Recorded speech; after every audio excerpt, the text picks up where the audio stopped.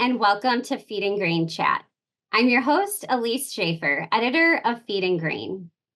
This edition of Feed and Grain Chat is brought to you by Watt Global Media and feedandgrain.com. Feedandgrain.com is your source for the latest news, product, and equipment information for the grain handling and feed manufacturing industries. Today, I'm joined on Zoom by Austin Carpenter, sales manager for Clear Creek and Associates, a facility engineering design and consulting firm in Goshen, Indiana. He's here to discuss how drones can assist with structural evaluation projects. Hi, Austin. Thanks for joining me today. Hi, Elise. Thanks for having me. Absolutely. Now, can you tell us how your company uses drones for inspections at feed and grain facilities? And is this becoming common practice or still an emerging trend? Absolutely.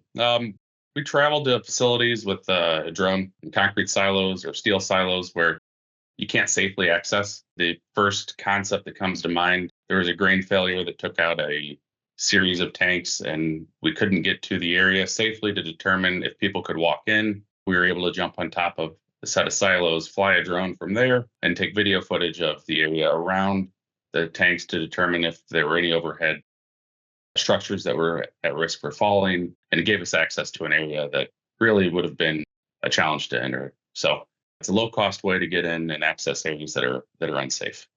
And are you seeing this happening more and more in the industry today? I'm seeing drone usage a lot with inspections inside of grain bins, inside of hard to reach areas where you really can't get a lift. You call it an emerging trend, but it's starting to become a standard. I know there's a company in the grain industry that does a lot of repair work that has a caged drone. They'll fly that in from the manhole up top.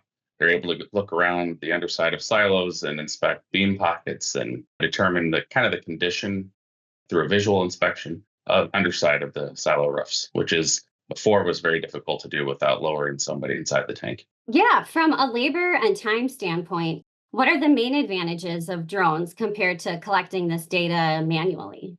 The labor side, you're still going to require a person on site for this type of work, but you don't have to have a lift necessarily. Cost savings there. You can capture a lot of data in a short amount of time.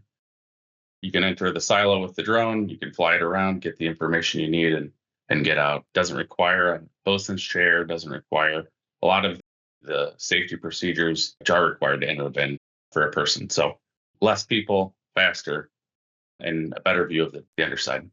So, what features do you look for or recommend when selecting a drone for these purposes? Really, you've got to talk about what your goals are. If it's photography, you want to get photos of your facility, just a good camera.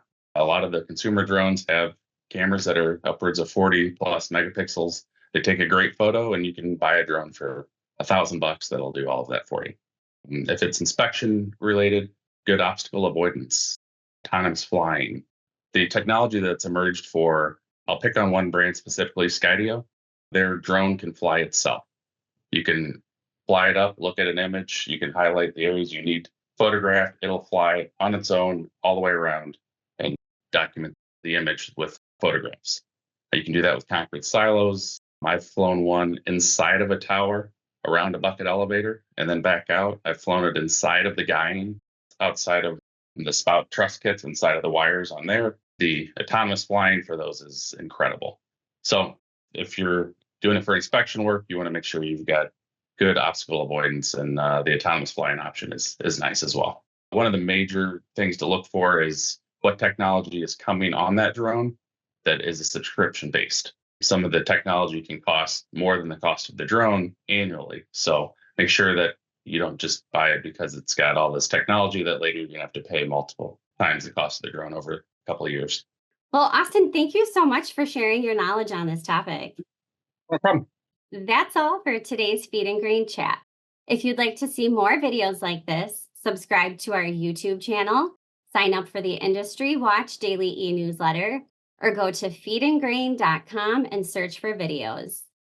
Thank you for watching, and we hope to see you next time.